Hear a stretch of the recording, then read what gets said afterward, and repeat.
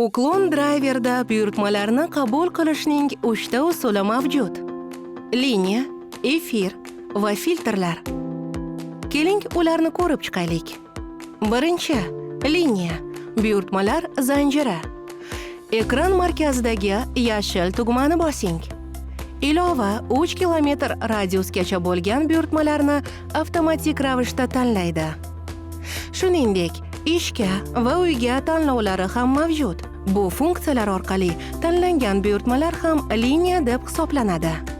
Buyurtmalarni qulayroq qilish uchun radiusni sozlash mumkin. Ikkinchi, efir bo'limi. Ekranning chap pastki burchagidagi bo'lim. Ushbu bo'limda buyurtmalarni tanlab qabul qilish mumkin.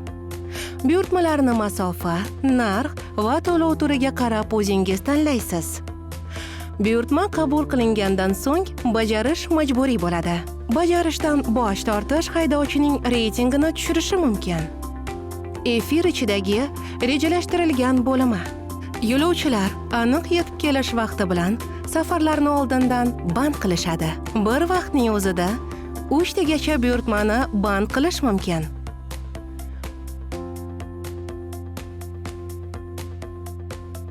Uchinchi, filtrlar. Hududlar, minimal narx, jo'natish va yetkazish manzillarini sozlang. Efir rejimi, buyurtmalarni o'zingiz qo'lda tanlaysiz. Avto rejimi, buyurtmalar sizning shartlaringizga ko'ra avtomatik tarzda keladi.